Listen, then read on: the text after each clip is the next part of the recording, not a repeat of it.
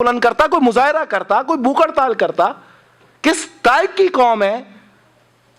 یا تو مریخ پہ ہوتی ہے یا پاکستان میں ہوتی ہے. کمال ہو گیا. مجھے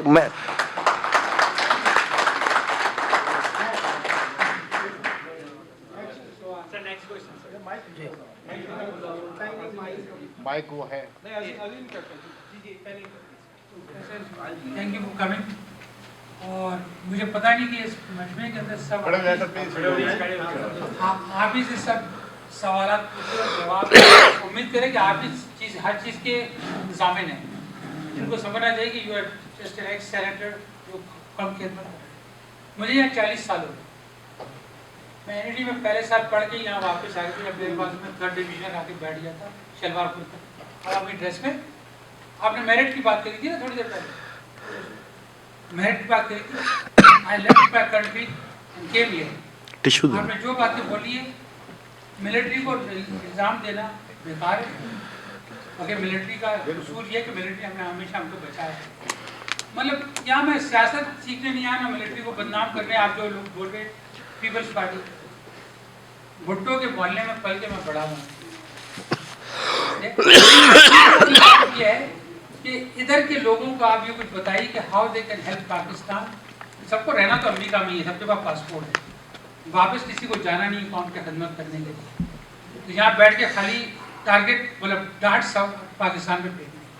آپ ان کو بتائیے کہ ہم دوسروں کی طرح سوشل میڈیا کی ہیلپ سے ادھر کے لوکل لوگوں کے لیے جس طرح ہم ادھر جیسے ابھی خاتون نے بڑی تھی ایکٹیوسٹ, میں وہاں کے ایکٹیوسٹ دیکھتا ہوں مجھے بڑی خوشی ہوتی ہے. فیاض جو کر رہے ہیں میں پاکستان کی کیا خدمت کر. گوادر میگا آئل سٹی کے اندر 70 لاکھ امپلائمنٹ. صرف ایران کی جو آئل ریفائنری لگنی ہے اس میں 22 لاکھ امپلائمنٹ ہے. انڈسٹریل ٹریڈ زون کے اندر جو چائنا کی 50,000 کمپنیز آ رہی ہیں آپ کے پاس ٹریڈ کھولنے کے لیے یا مینوفیکچرنگ کرنے کے لیے. آپ لوگ تھوڑا سا سوچیں کہ انٹرنیشنل قانون کے تحت جو دیکھیں جاپان ملیشیا میں آیا تھا تو کہیں پروڈکٹ پہ میڈ ان جاپان تھا؟ نہیں, میڈ ان ملیشیا تھا. تو پاکستان کی سرزمین پہ جو بھی پروڈکشن ہوگی وہ میڈ ان پاکستان ہوگی. بجائے اس کے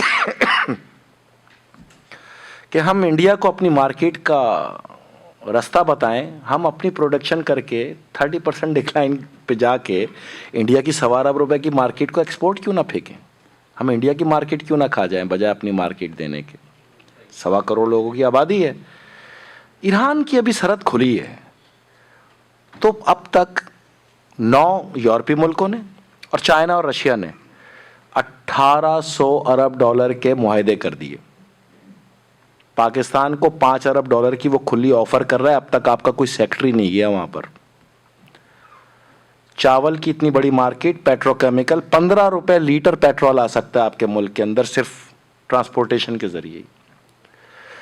سب سے کم ترین ایویشن فیول آپ کو دے رہا ہے وہ, لیکن آپ لینے کے لیے تیار ہی نہیں.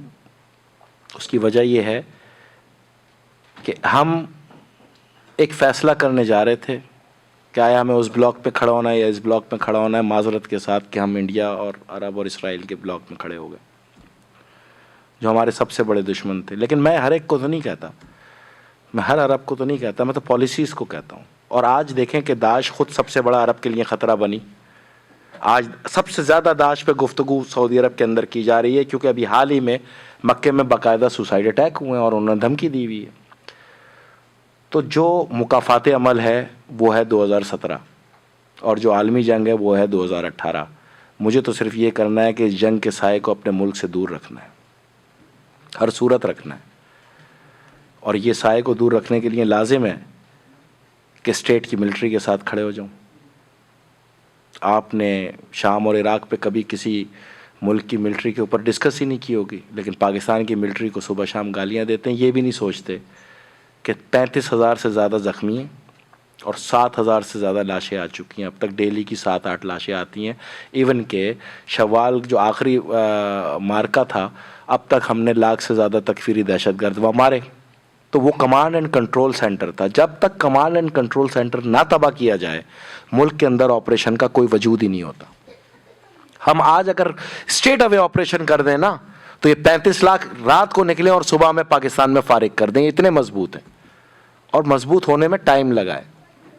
अच्छा, मदरसे बनाने की इजाजत तो मिलिट्री ने नहीं दी ना, वो तो मंजूर काका ने दी और पीपल्स पार्टी ने दी, मैंने तो नहीं दी।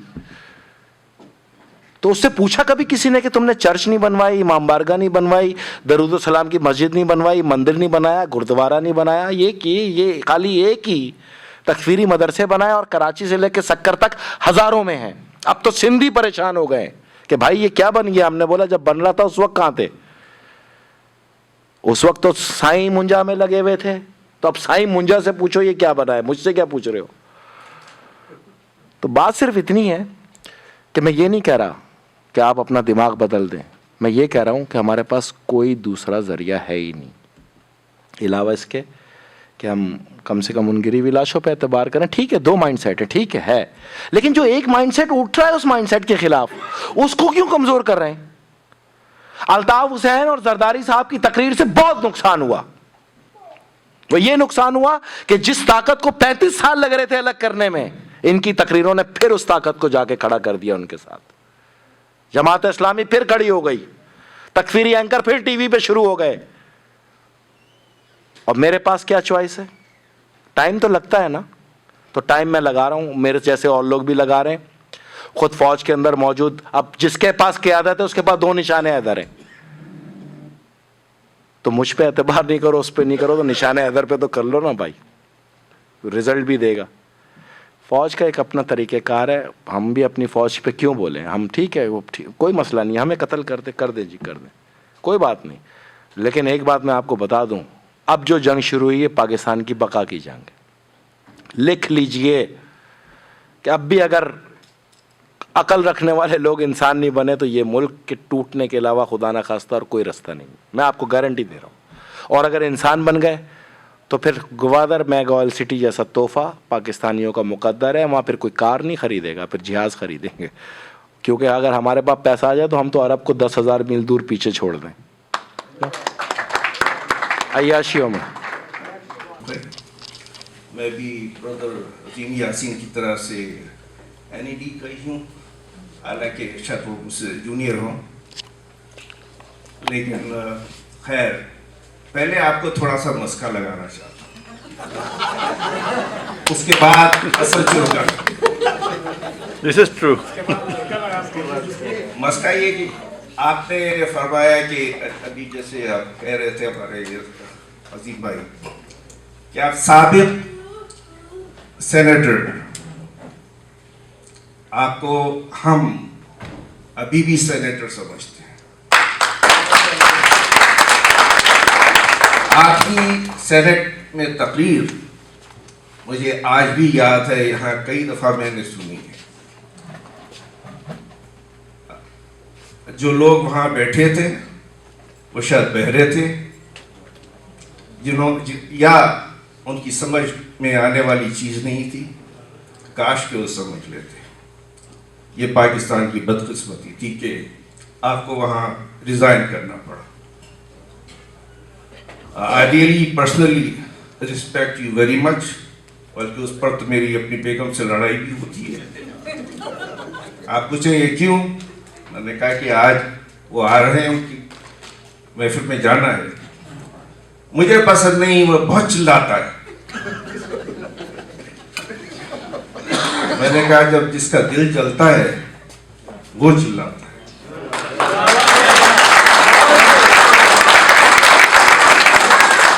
मेरी तरफ से तो आपको चिल्लाने की पूरी इजाजत है, and I really appreciate it what you have done.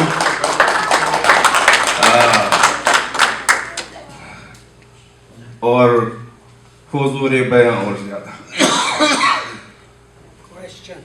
दूसरी जो सवाल है मेरे, वो शायद कुछ चुपते हों। एक उसमें से कमेंट है,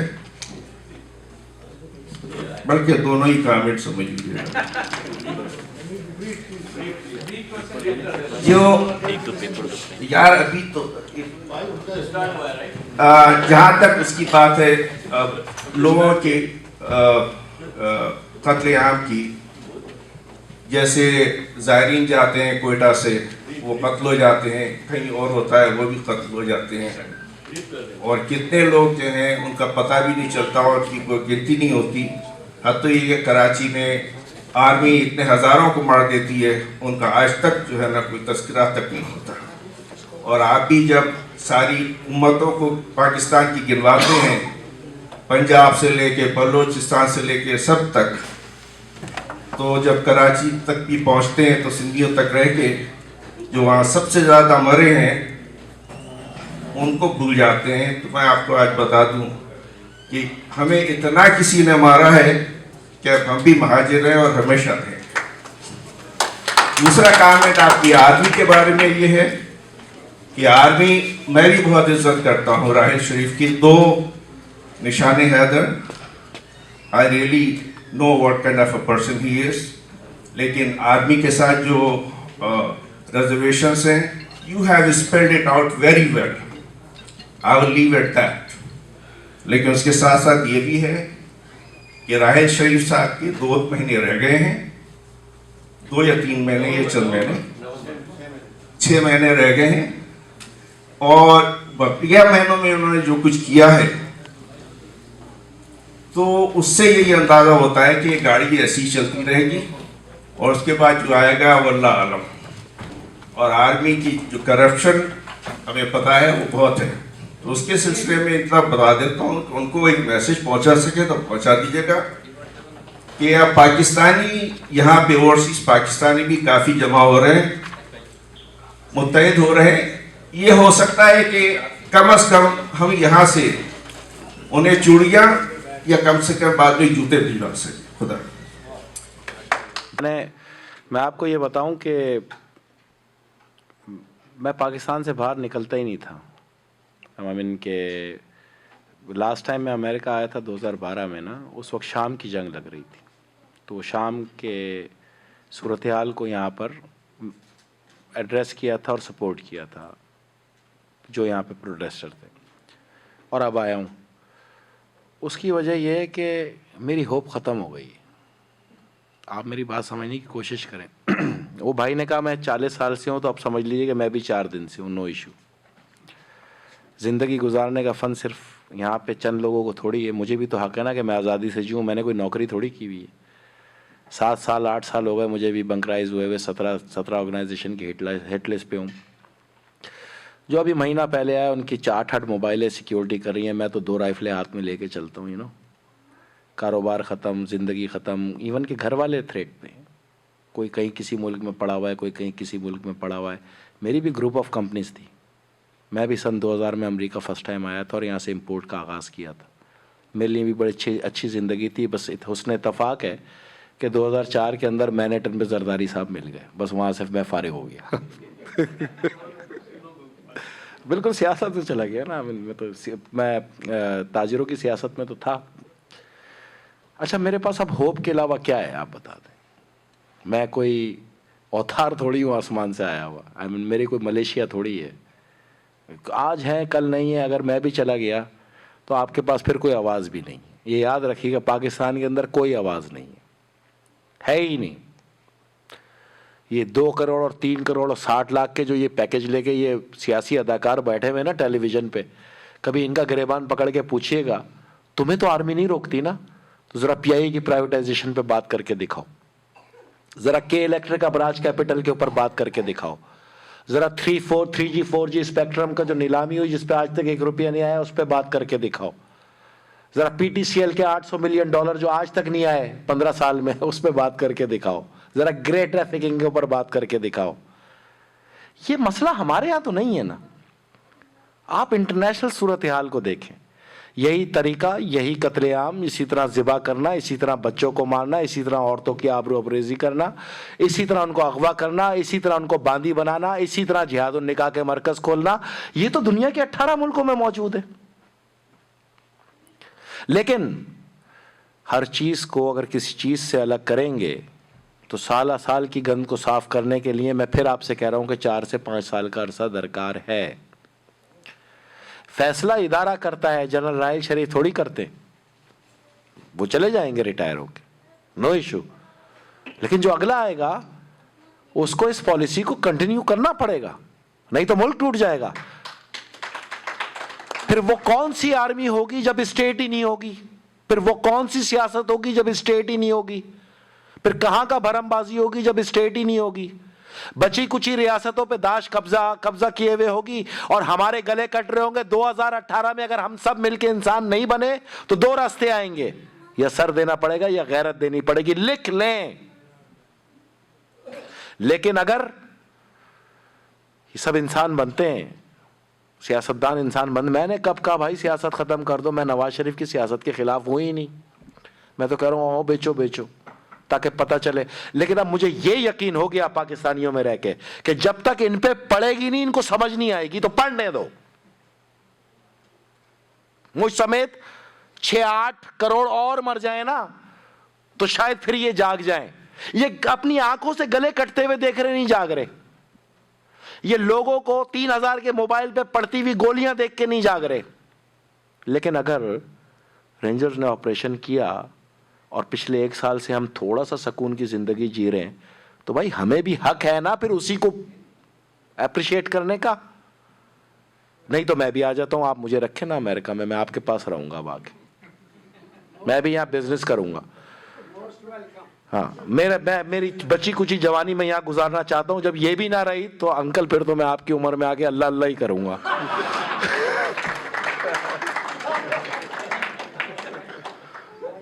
میں آپ کو ایک ایسا اپنے آپ کے بچے کی حیثیت سے بتا رہا ہوں, ہم بہت تنگ ہیں. تو پھر ہم یہاں کیوں آئیں گے؟ آپ کی عمر میں ہم مکہ مدینہ چلے جائیں گے, وہاں پر بھی ہم بلیک لسٹ. عرب کا حکم ہے کہ میں ان کے اگر اسپیس سے گزر رہا ہوں تو طیارہ اتارو, اس کو گرفتار کرو. بھائی میں تو اس لائق بھی نہیں رہا کہ کسی ملک میں جا کے رہوں. تو میں آپ کو بتاؤں کہ اچھی زندگی جینے کے لیے لازم ہے کہ ریٹ آف لا قائم ہو, اور کوئی رستہ نہیں ہے کہ ملٹری کورٹ قائم ہو. اگر یہ بھی نہ ہو تو پھر انصاف کہاں سے لیں؟ جب انصاف نہیں تو معاشرہ نہیں, جہاں عدل نہیں. اسلام اور انصاف ایک ہی نام ہے. خلفائے راشدین آپ کہتے ہیں, اس کا مطلب کوئی مجھے بتائے گا کیا ہوتا ہے؟ انصاف کرنے والا خلیفہ. تو ہمارے یہاں تو انصاف ہی نہیں.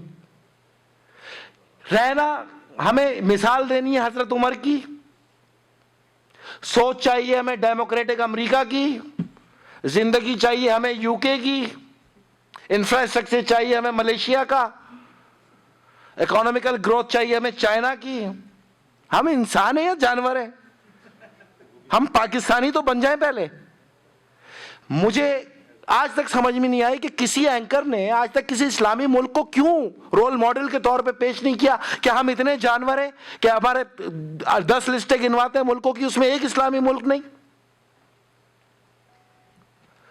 تو بھائی ہمیں انسان بننا ہے, پہلے ہم انسان تو بن جائیں.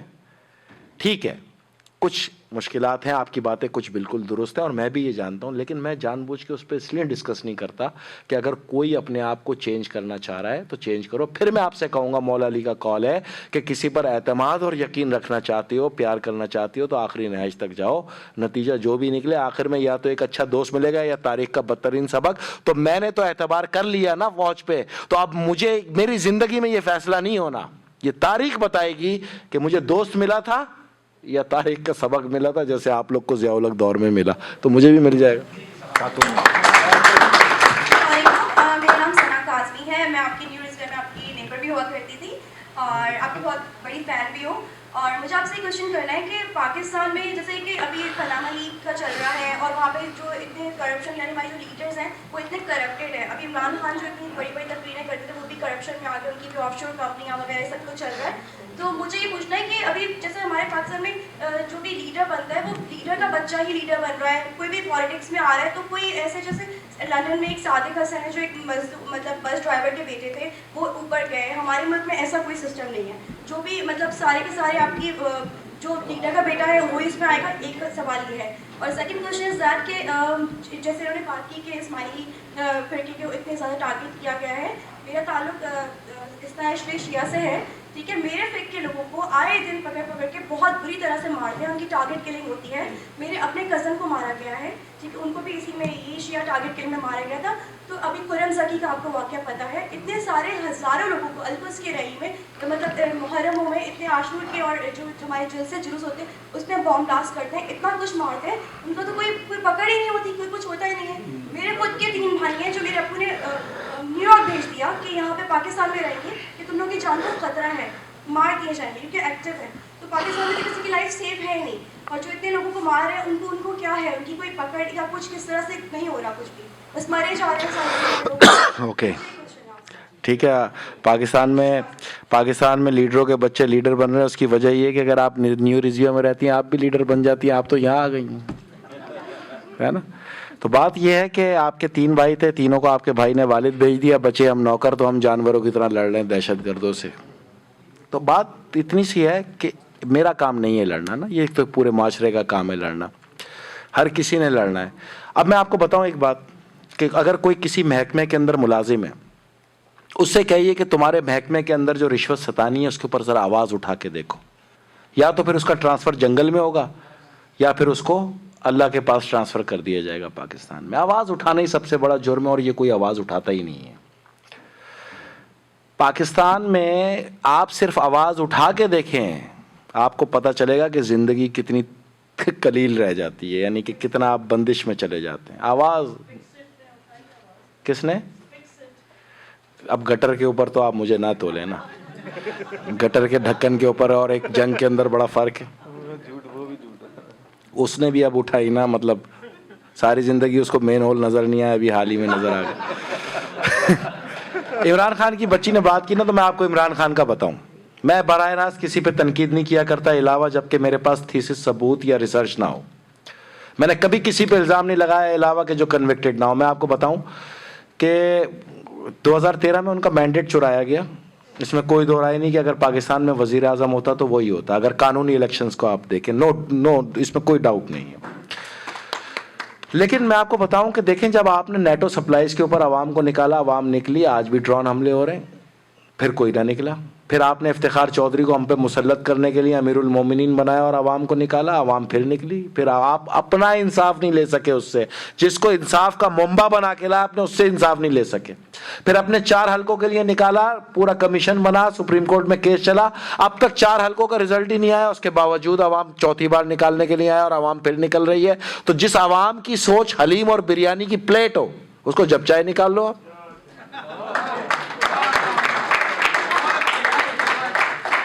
तो इसकी मिसाल ये है कि जब तक बेवकूफ़ मौजूद है, अक्लमंद खाते रहेंगे। मैं यहाँ पे आया ह्यूस्टन में, मुझे लोगों ने कहा हम ओवरसीज पाकिस्तानियों को बार बार आते और पैसे लेके चले जाते।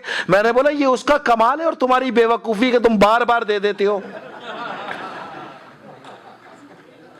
तो बात सिर्फ इतनी है कि थोड़ा सा हमें सोचना पड़ेगा, आप लोग को भी सोचना पड़ेगा, और ख़ास तौर पे पाकिस्तान में रहने वालों को सोचना पड़ेगा।